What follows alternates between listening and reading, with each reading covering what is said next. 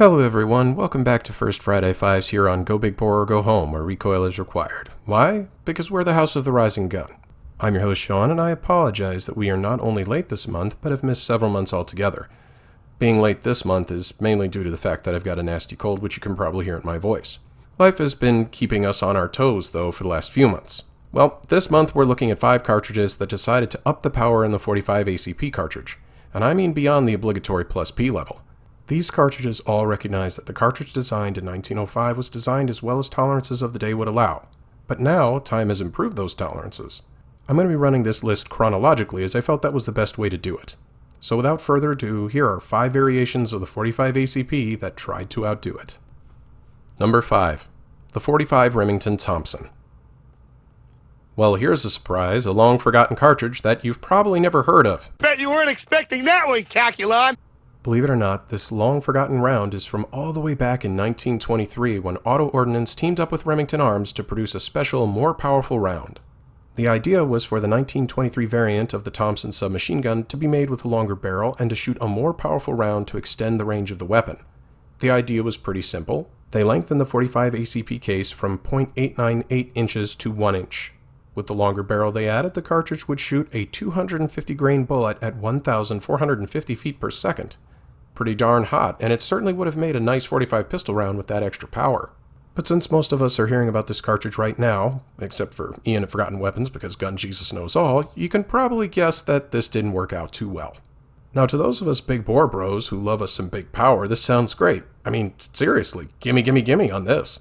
But the public at large and the law enforcement and military institutions of the day really didn't see it as necessary or even valuable. There's a good point to be made that a 45 ACP submachine gun has never had any difficulty in dropping an adversary. I mean, just ask the Wehrmacht from World War II how well it worked.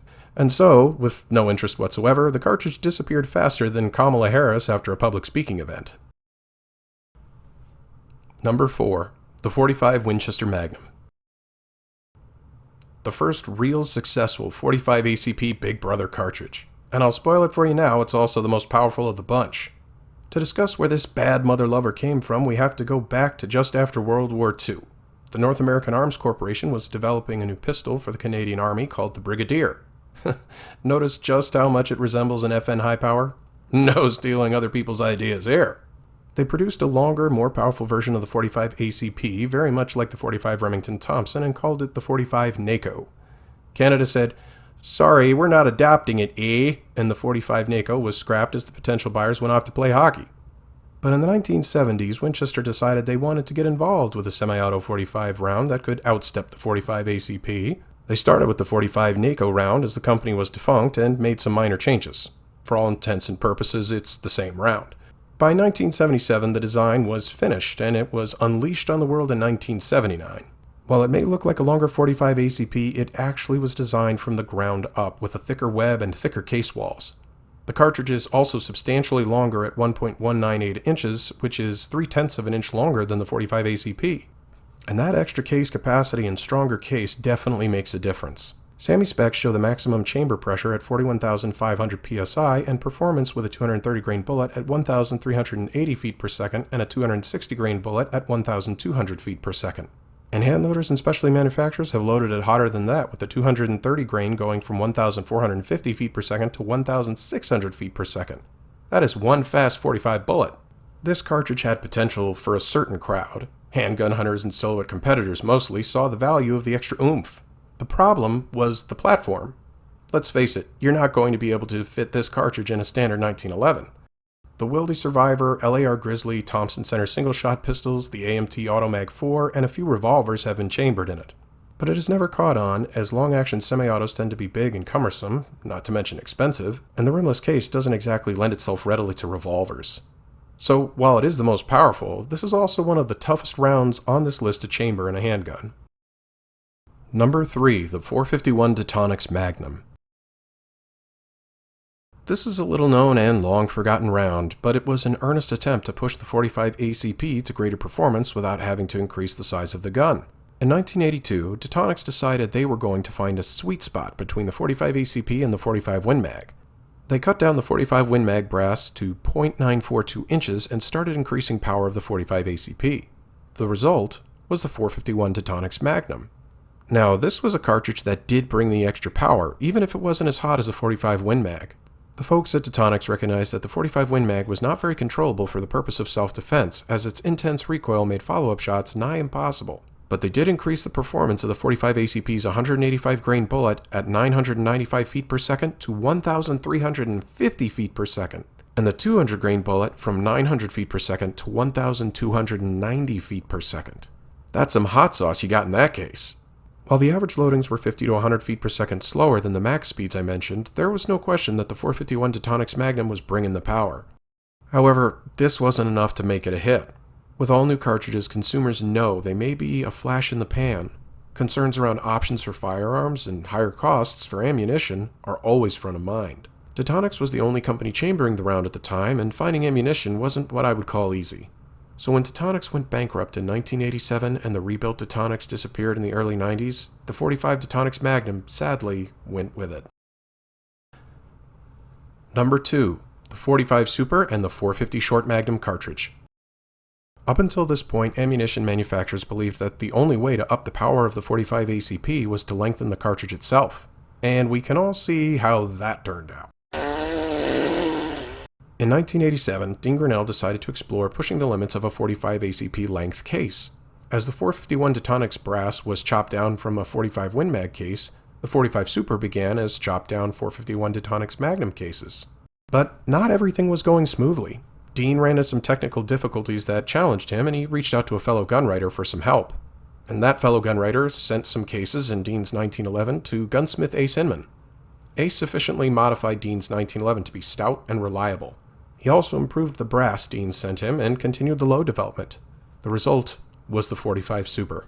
The resulting loadings had 165 grain bullets at 1,400 feet per second, 185 grain bullets at 1,300 feet per second, 200 grain bullets at 1,200 feet per second, and 230 grain bullets at 1,100 feet per second.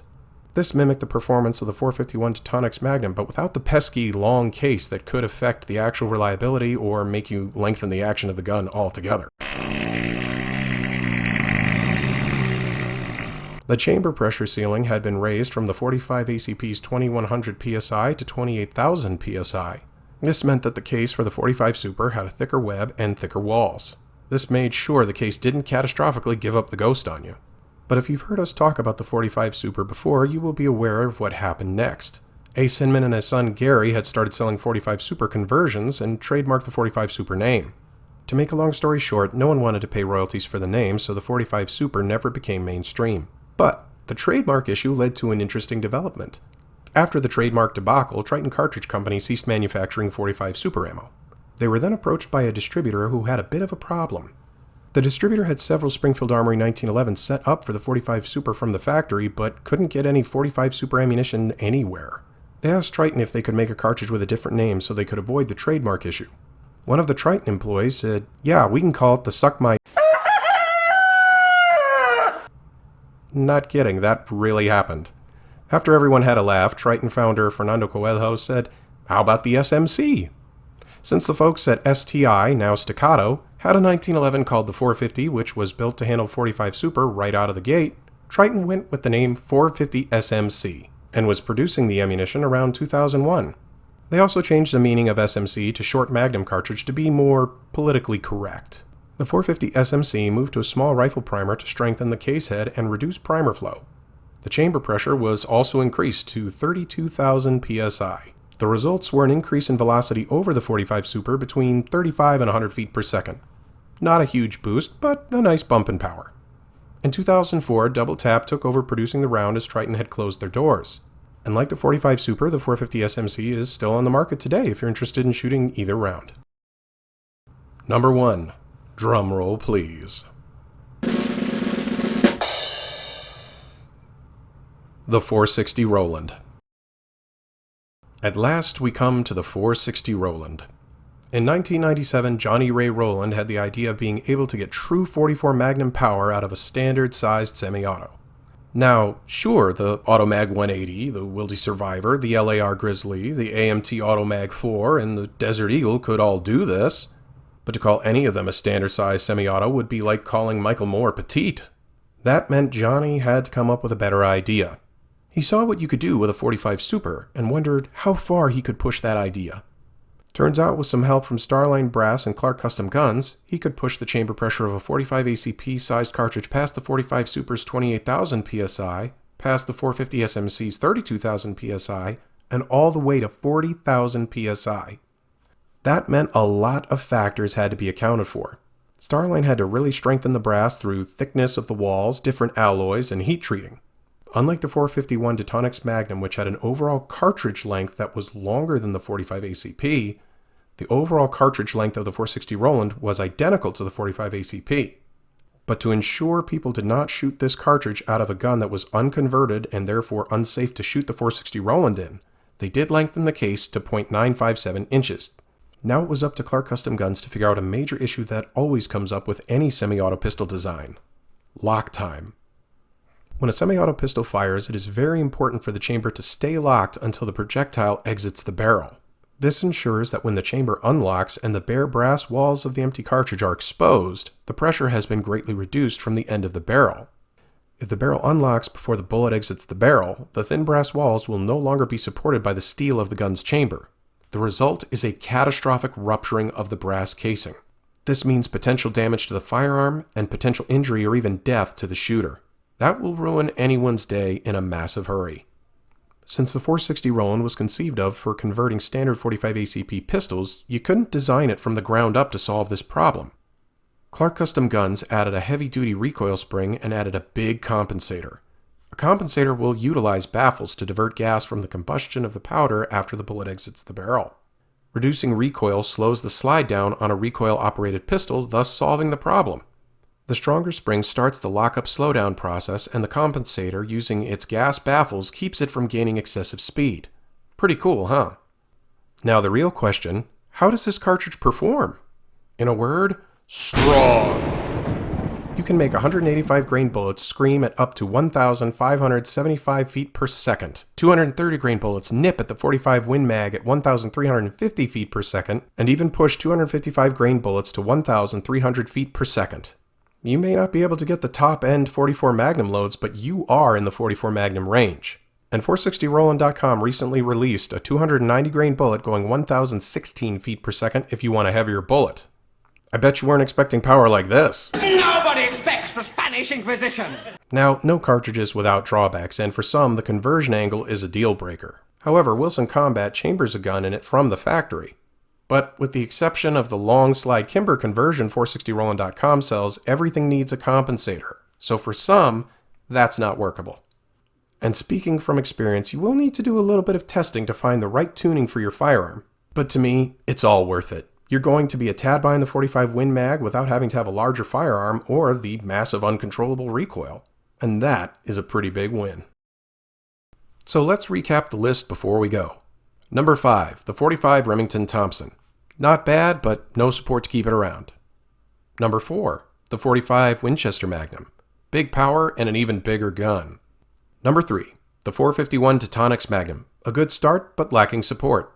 Again. Number 2, the 45 Super and the 450 SMC. A real player and a reasonable package. And number 1, the 460 Roland. Monster power in a manageable size with manageable recoil. Thanks for watching, and I hope you enjoyed the list. Do you agree with us? Is there another variation of the 45 ACP out there that we missed? Let us know in the comments section below. If you enjoyed the video, please like, share, and subscribe. It really helps us out here on the channel. If you didn't enjoy the video, I thank you very much for watching and giving our content a chance. We appreciate it. And remember, go big bore or go home.